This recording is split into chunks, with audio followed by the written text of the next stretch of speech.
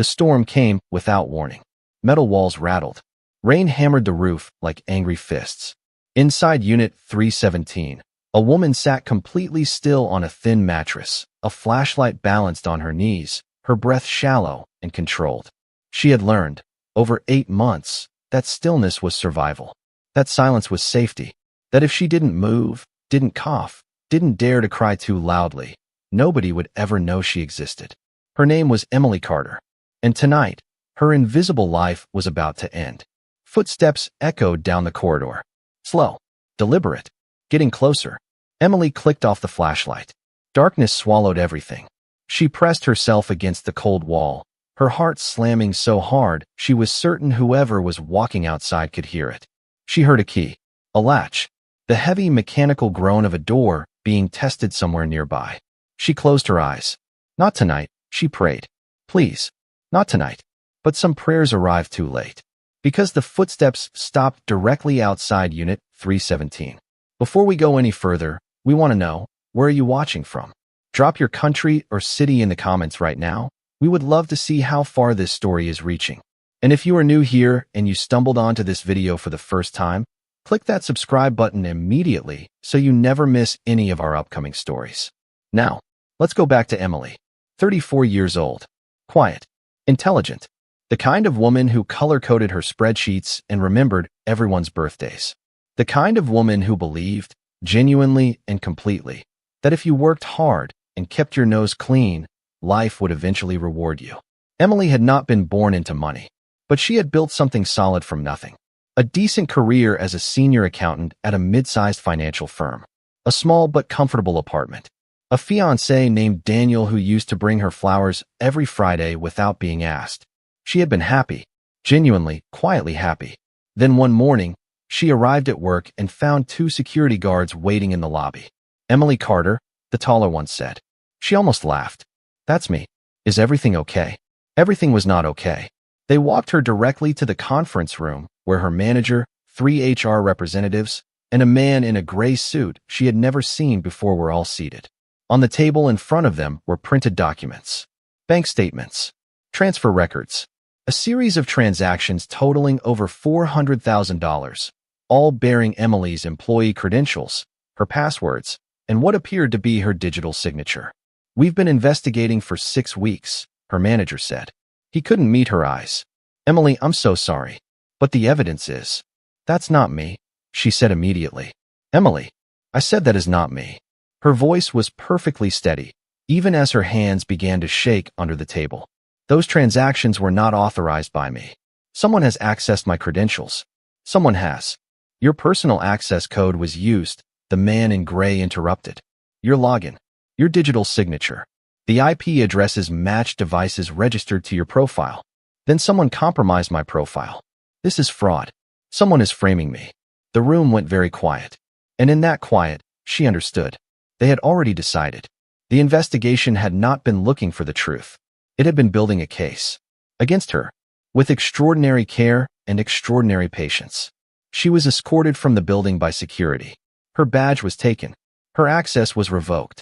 Her personal belongings were placed in a cardboard box and handed to her at the door. She stood on the pavement outside in the morning sun and felt the world tilt sideways. By that evening, Daniel had called. Emily, I have to be honest with you, he said. There was something careful in his voice, something rehearsed. I've spoken to some people. I've seen some of the documents they're talking about. And I need to know if there's anything you haven't told me. She felt cold. Daniel, you know me. I thought I did. I have been with you for 3 years. You know me. A long pause. I think we should take some space while this gets sorted out. She didn't respond. There was nothing left to say. She ended the call and sat on her apartment floor and stared at the wall for a very long time. Then she cried. Deep, racking sobs that she tried to muffle with a pillow because her neighbor's walls were thin. She cried until there was nothing left, and then she got up and began making a list of lawyers she could afford. The answer, it turned out, was none. The weeks that followed were a masterclass in how quickly a life can unravel. Without her salary, rent became impossible. Without employment, new jobs refused her. Her industry was small enough that word traveled fast, and the whispers followed her into every interview room. She could see it on people's faces. The The slight recoil. The overly professional smile that didn't reach the eyes. The polite rejection emails that came within hours. Former colleagues stopped returning her messages. Friends became distant and then became strangers. Even her landlord, who had known her for 4 years, served her notice with an apologetic shrug and wouldn't look at her. "I'm sorry, Emily," he said, "but I can't afford the association." She wanted to scream. Instead, she nodded and started packing. She applied for government assistance and was told she didn't qualify because of the outstanding fraud investigation. She reached out to family and discovered that most of them had already formed opinions based on what they'd seen online. A small article had appeared on a business news website. Embezzlement. Senior accountant. Emily Carter. Her name and face connected permanently to words she would never stop fighting. She called her mother. "Mama, I need help." Her mother's voice was tight. "Emily, I raised you better than this." "I didn't do it." A pause. "Then prove it." "I'm trying to prove it. But I need somewhere to stay while I—" "Your aunt's house is not big enough. And I just—" "Emily, I don't want trouble. You understand? I don't want trouble coming here." She hung up. For the first time in her life, Emily Carter had absolutely nowhere to go. That was when she found the storage facility. She had gone there originally to rent a unit for her furniture after losing the apartment. A quiet, unremarkable place. Metal doors. Fluorescent lighting that buzzed like it was exhausted. A bored receptionist who processed her rental with barely a glance. Unit 317, at the far end of the last corridor. Out of the way. Rarely visited. She paid 3 months in advance with the last of her savings. She told herself she would sleep in the unit just for a few nights. Just until she figured something out. 8 months later, she was still there. She had built a careful routine. She rose before the facility opened and left through a side exit she had discovered was never properly monitored. She spent her days in libraries, using public computers to file appeals, research her case, contact attorneys who might take her on pro bono. She ate sparingly. She bought food from market stalls and ate it cold because she couldn't risk cooking anything that might produce smoke. She had a kettle she used after hours when the building was empty. She had a small battery lamp for reading. She had, in the dark corners of her heart, almost given up. Almost. But there was something that kept her from letting go completely. A small metal box she had found among the items she'd placed in storage. It had belonged to her grandmother, an old woman who had died 3 years earlier, whose belongings Emily had inherited and never fully sorted through. The box was heavy and locked, and Emily had never been able to find the key. She kept it beside her mattress like a talisman, like a promise of something she didn't yet understand. On the night of the storm, she was lying beside it when the footsteps stopped outside her door. The lock turned. The metal door rolled upward with a sound like thunder. Cold air and fluorescent corridor light rushed into the unit. And Emily looked up into the face of a man she had never seen before. He was tall, late 50s, wearing a dark coat that was damp at the shoulders from the rain. He carried himself with the particular stillness of someone who had never needed to prove anything to anyone. His eyes swept the unit in a single, comprehensive glance. The mattress, the blankets, the kettle, the lamp, the books stacked in careful piles, the small collection of documents organized in folders with handwritten labels, the frightened woman staring back at him. Behind him, 2 employees hovered in the corridor, and behind them stood Victor. Victor was the facility manager. And if there was ever a man who seemed to have been assembled specifically to make other people's suffering more efficient, it was him. He had the energy of someone who had been given a small amount of power and had spent years ensuring everyone around him felt the full weight of it. He was mid-40s, broad-shouldered, with a smile that appeared only when something was going wrong for someone else. "Mr. Hayes," Victor said, stepping forward immediately. "I had absolutely no idea. I assure you, we run a very tight operation here. This woman is trespassing, and I will personally ensure that." "Be quiet, Victor," the man said. Not harshly, just simply, as if Victor had merely been a background noise he decided to switch off. Victor went quiet. Richard Hayes looked at Emily for a long moment. She expected him to demand she leave. Expected the particular contempt of the very wealthy toward the very desperate. She had seen it enough over the past 8 months to know exactly how it looked. Instead, he said, "How long?" His voice was calm, almost gentle. 8 months, Emily said. She was surprised by how steady her own voice came out. She had promised herself a long time ago that she would not beg, and she was keeping that promise even now, even when everything inside her was terrified. 8 months. He repeated it thoughtfully. Then his gaze moved, just slightly, and landed on the metal box beside her mattress. Emily watched his face change. It was subtle. Most people would have missed it. A slight tension around the eyes. A fractional stillness. The way a person looks when they see something they recognize but weren't expecting to find. "Where did you get that box?" he asked. Emily frowned. "It belonged to my grandmother." "What?" Richard Hayes crouched down slowly, bringing himself to eye level with the box. He stared at the small symbol engraved on its front, a stylized letter intertwined with a geometric pattern. Then he reached into his coat pocket and withdrew a chain. On the chain was a key. Not just any key. It was a perfect match for the lock on Emily's grandmother's box. Emily forgot how to breathe. "Mr. Hayes," Victor began again. "I really do think we should call the—" "Victor," Richard said quietly, "I'd like you to go and wait in the office. Take everyone with you. Close the corridor door behind you." "But sir, protocol requires that in the event of unauthorized." Richard stood up and turned to look at Victor. He didn't raise his voice. He didn't need to. There was something in his eyes that communicated, without any possibility of ambiguity, that this was not a suggestion. Victor left. The employees followed. The corridor door clicked shut. Emily and Richard Hayes were alone. "My name is Richard Hayes," he said, still looking at the box. "I own this facility, and about 40 others. I know who you are," Emily said carefully. "I read the news." "Then you know I didn't come here tonight to inspect my property." He held up the chain with the key. "I came for a box. One my grandfather stored here decades ago. A box I've been looking for almost 2 years." Emily's eyes went to the key, then to the box, then back to him. "That key," she said slowly. "Where did you get it?" "My grandfather left it to me, along with a letter." The letter said the key would open a box that told the truth about everything. He paused. "The problem was, I didn't know which box. Or where." A silence stretched between them, long and strange, and weighted with something neither of them could yet name.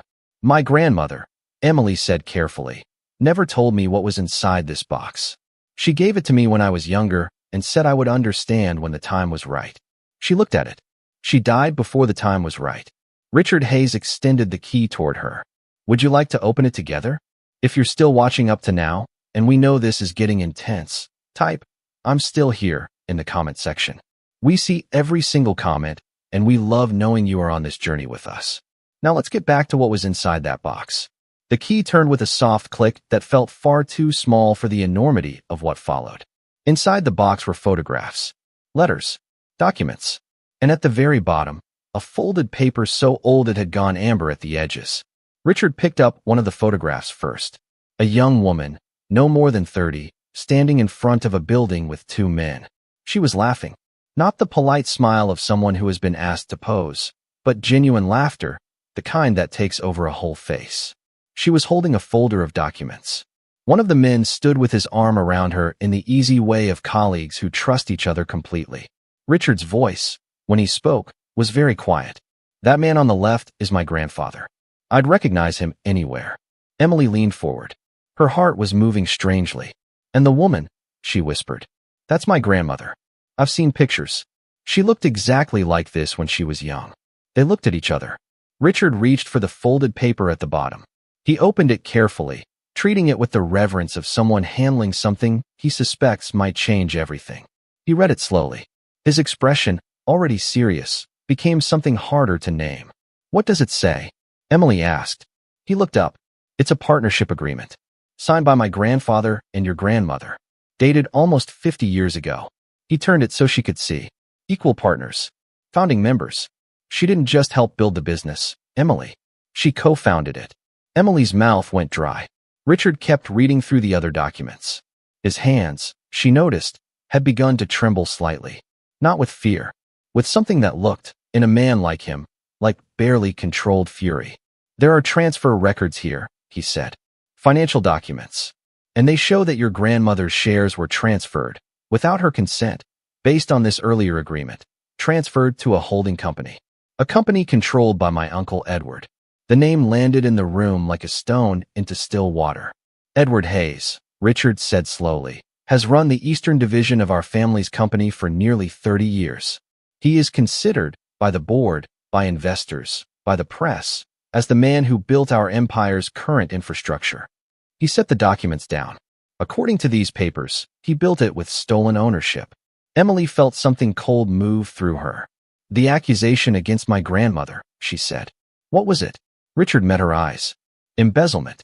The word hit her like a physical thing. She was accused, he continued, of stealing company funds. The case was settled quietly. She walked away. Official records say she accepted a small payout and relinquished all claims. She always said she didn't steal anything, Emily said. Her voice had gone very still. She said it her whole life, and nobody believed her. She died without ever being believed. I believe her, Richard said, because her signatures on the relinquishment documents don't match her signatures on the founding agreement. And I am looking at both of them right now. Emily stood up. She walked to the small window at the top of the unit wall. Rain was still streaming down the glass in long silver lines. She pressed her hand flat against the cold metal of the wall and breathed. It's the same thing, she said. What happened to me?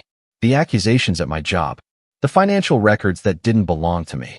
The signatures that weren't mine. She turned around. It wasn't a coincidence, was it? No, Richard said. I don't think it was. Someone made sure I would end up with nothing. Someone who knew exactly what my grandmother's documents could prove if the right person ever found them. She looked at the box. Someone who knew about this box and knew that as long as I was discredited, homeless, and fighting fraud charges, nobody would ever listen to me. Richard was already reaching for his phone. I need to call my legal team. Wait, Emily said sharply. He paused. Before you call anyone, she said, I need you to understand something. I have been fighting this for almost a year. I have tried lawyers, appeals, investigative journalists, employment tribunals. Every time I get close to something, a door closes. Every time someone starts listening, something happens to change their mind. She crossed the unit and looked at him directly. Whoever orchestrated this has reach, money, influence. If you start making calls tonight, they'll know by morning. And whatever evidence we have will disappear before your lawyers even open their laptops. Richard studied her. A long, evaluating silence. You're sharper than you look, he said finally. It wasn't condescending. It was a simple observation, the kind he reserved, she sensed, for people who had just moved up in his estimation. I've had 8 months alone in a storage unit to think, she said. I've thought about very little else. He almost smiled. All right, so we go carefully. We go very carefully. But carefully wasn't something Edward Hayes was willing to allow. Within 48 hours of Richard's quiet arrival, something had shifted. Emily didn't know how Edward found out, but he did. She suspected Victor, who had seen the two of them together, who had watched a billionaire crouch beside a homeless woman's mattress and look at an old metal box with recognition in his eyes. First, her storage unit was formally terminated. She arrived back one morning to find a notice on the door and her belongings stacked outside in the rain. Blankets, books, folders, everything she owned, soaked through and piled on the pavement like trash. Victor stood nearby, arms folded, watching with the satisfied expression of someone who had been waiting a long time for exactly this moment. Trespassing, he said. The official notice was served. You have 24 hours to clear the area or we involve authorities. Emily looked at her folders. Her documents. Her 8 months of carefully organized appeal paperwork, now absorbing rainwater. She felt something inside her go absolutely quiet. Thank you, Victor, she said calmly. She began gathering her things. He looked slightly disappointed that she hadn't cried. Then the articles appeared. 3 separate online outlets, within the same 24-hour window, published pieces about Emily. They used old photographs from her previous employer. They referenced the fraud case. One of them, with breathtaking casualness, referred to her as a known fraudster who had been found illegally occupying commercial property belonging to a prominent business family. The comment sections were merciless. Strangers who had never met her wrote paragraphs about her character. Former acquaintances who had quietly disappeared from her life suddenly resurfaced to post corroborating stories that bore only the faintest resemblance to anything that had actually happened. She read the articles on a library computer with her wet folders piled beside her chair. She recognized the strategy immediately. She had seen it used against her grandmother in the old documents. Discredit first. Isolate second. Then once the target is alone and publicly disgraced, the real moves happen quietly, where nobody is watching. She called Richard. They know, she said. They moved fast. I know, he said. I'm already seeing it. How are you? I'm fine, she said. The lie was automatic, reflexive, and they both knew it. She corrected herself. I'm angry. Which is better? Good, he said. Stay angry. And stay somewhere safe. I'm sending someone. I don't need a babysitter. You need somewhere to sleep that isn't a storage unit in the rain, Emily. She didn't argue that one. Richard's response came not with lawyers or press releases. It came with investigators. Quiet people with specific skills, people who understood how to move through the layers of a corporate structure the way surgeons move through a body, carefully, precisely, causing minimum noise until they found exactly what they were looking for. And what they found was Daniel. Emily had not spoken Daniel's name aloud in months. She had worked very hard not to think about him at all. He was a wound she had learned to navigate around rather than examine. But when Richard's lead investigator, a composed woman named Alma, laid the documents in front of her, Emily had to confront what she had always half suspected and never been willing to believe. He was approached 2 years before your termination, Alma said. We found the payments, structured carefully to look like consulting fees from a corporate communications firm. That firm is wholly owned by a shell company. That shell company traces back to Edward Hayes's personal holding structure. Emily looked at the transfer records. Her eyes traced the numbers slowly. 2 years, she said. He was working for them for 2 years before I was fired. The access to your employee credentials, Alma continued. The digital transfers, the forged signatures. He had everything he needed. He was inside your life. He knew your passwords, your habits, your login patterns. Emily set the papers down very carefully. She interlaced her fingers on the table. She stared at the wall. He brought me flowers every Friday, she said quietly. Alma was silent. Every Friday, Emily repeated. For 3 years. Not once did he forget. She sat with that for a moment. The incredible, clinical cruelty of it. The patience it required. The performance. Did he know why? She asked. Did he know what Edward was protecting? We believe so, Alma said. Our assessment is that Edward explained enough for Daniel to understand the stakes. The upcoming shareholders meeting would finalize a restructuring of the company's board that would, quietly and permanently, consolidate his control over the assets he had spent 30 years accumulating. The timing was perfect. Richard, for all his wealth, held a minority position in the company's voting structure. The institutional investors were aligned. The legal groundwork had been laid over the past decade with extraordinary precision. Edward was not a stupid man.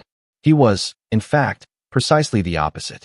He had the particular intelligence of someone who understood that the real architecture of power was built not in boardrooms, but in document rooms, in registry offices, in the carefully constructed paper trails that told a story so clean, so complete, that questioning it felt almost impolite.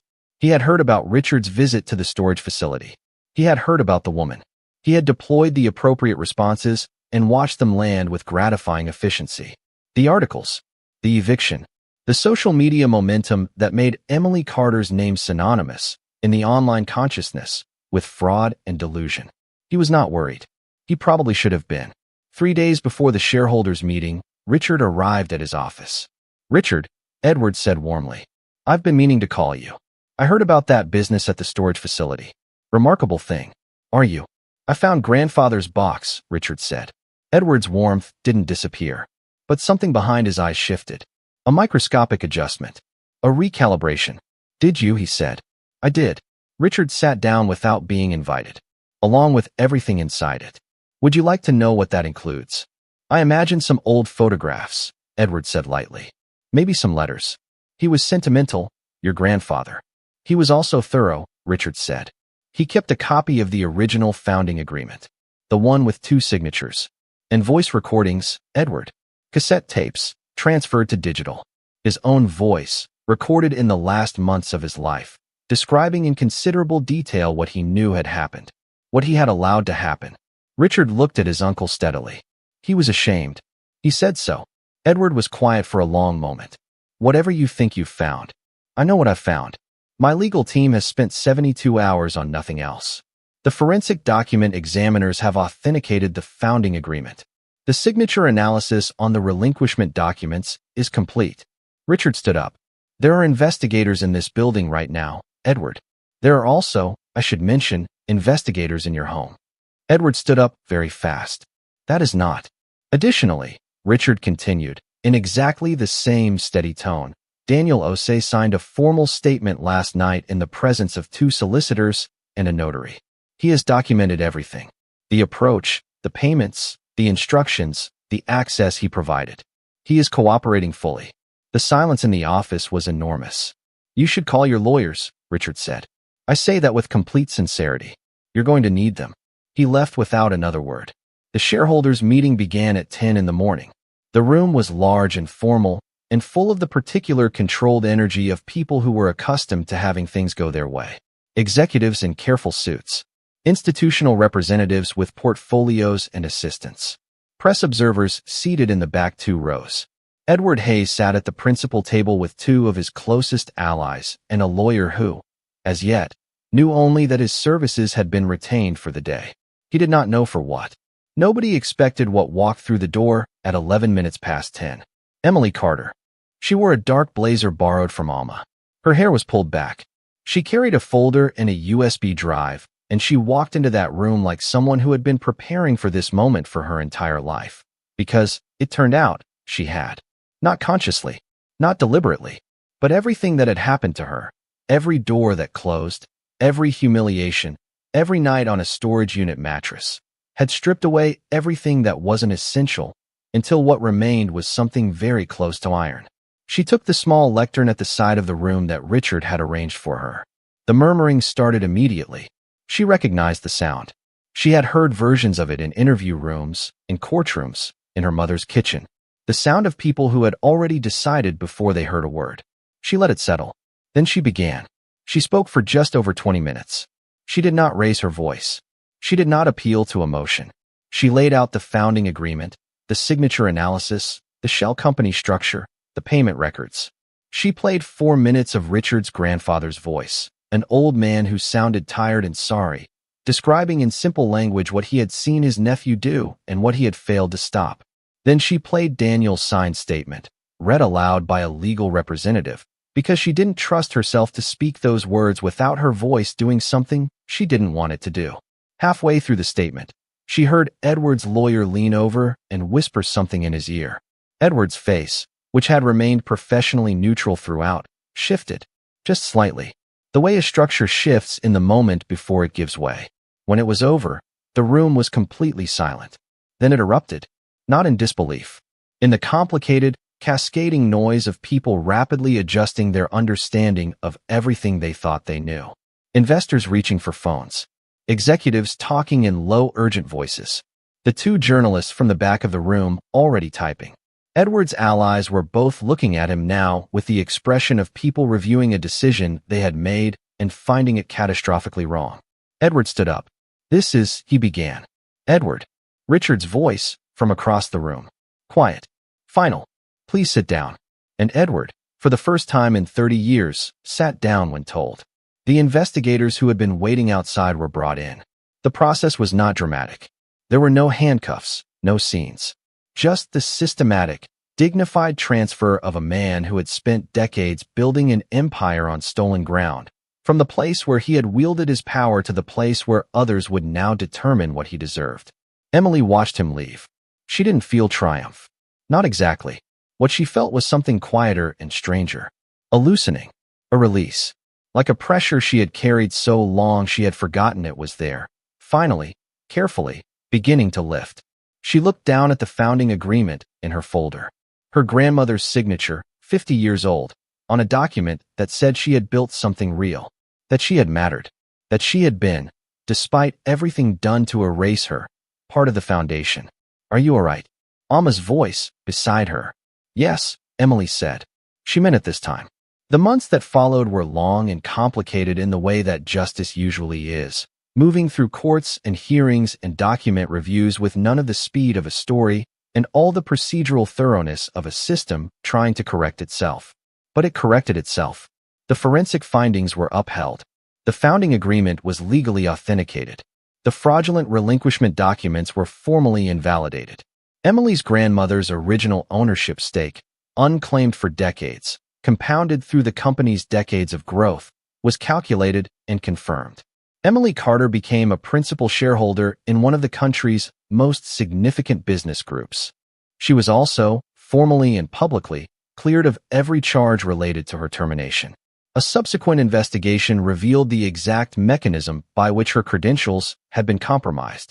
Daniel, in his cooperation agreement, had provided enough detail that two other former employees who had been similarly framed, quieter cases, smaller stakes, were also exonerated.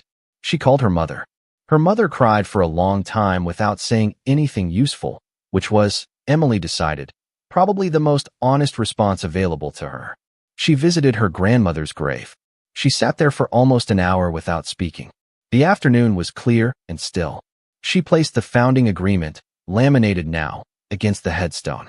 She didn't have the words for what she wanted to say, but she stayed until she felt that the staying itself had communicated something. Richard Hayes, for his part, initiated a full structural review of the company that his grandfather had built and his uncle had exploited. He was the first to acknowledge, publicly, that the Hayes family had benefited from a theft spanning 2 generations, and that the process of genuine accountability required more than legal remedy. He was imperfect in this, as people usually are when confronting the scale of their family's wrongs. But he was sincere in the imperfection, which counted for something. Victor, the facility manager, was quietly let go from his position following a review of his conduct, which turned out to include a number of other complaints from employees and customers that had been repeatedly overlooked. Emily took the same storage unit, Unit 317, and paid the rent for a full year. She converted it, at her own expense, with proper permits, into a small free resource center, a place where people in housing insecurity could access computers, legal aid contacts, employment support. She had spent 8 months being invisible in a storage unit. She decided the least she could do was make sure the space remembered why. She kept the metal box. It sits on her desk now, empty, the lock open, the key resting inside it. She keeps it not as a trophy or even as a reminder of justice. She keeps it because her grandmother carried it for 50 years without knowing if the truth inside it would ever be heard. It was heard. That matters. And now, as we bring this story to a close, let's take a moment to reflect on what Emily's journey actually teaches us. Emily Carter lost everything. Not through weakness, not through mistakes, but through the deliberate, calculated actions of people who understood that the easiest way to protect a lie is to ensure that the person who carries the truth has no credibility left to stand on. They took her job. They took her home. They took her relationships, her reputation, her sense of safety, and her belief that the world operated with even a basic commitment to fairness. They drove her to a storage unit mattress in the dark and probably believed, as powerful people so often do, that this was the end of the story. It was not the end. It was the room where the story gathered itself. Because what they could not take from Emily was what she chose to keep. Her clarity, her patience, her refusal, even at the absolute bottom of everything, to become what they accused her of being. She did not steal. She did not deceive. She did not compromise what she knew to be true in exchange for relief from what was unbearable. She held the line. And the truth, her grandmother's truth, 50 years deferred, waited with her. There is something important in that. About what we carry without understanding why. About the things passed down to us from people who loved us. Not just objects, but tenacity, and the quiet, stubborn dignity of people who were wronged and refused to become smaller because of it. Emily didn't win because the world became fair. She won because she stayed standing long enough for the evidence to speak. That is the lesson. Stay standing. Protect what you know to be true. Not because justice is guaranteed, but because the alternative, letting them decide your story, is the only version of defeat that is actually final. Thank you so much for watching this story from beginning to end. It genuinely means everything to us that you stayed through all of it. We put real care into every story we bring to this channel, and knowing that people like you are here for it, present, and feeling every moment, is why we keep going. If this story moved you, challenged you, or stayed with you, and we hope it did all three, please like this video right now. It takes 2 seconds, and it helps more people find stories like this one. Drop a comment and tell us what stayed with you the most. Was it Emily's refusal to give up? Her grandmother's silent 50-year wait for truth? The moment the door of Unit 317 rolled open and two worlds collided in the rain? We want to know. We read every comment. And if you are not yet subscribed to this channel, please do it now. We are building something here. A home for powerful, human stories told with honesty and care.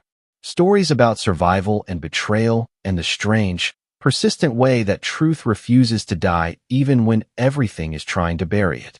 Subscribe, like, comment, and we will see you in the next one.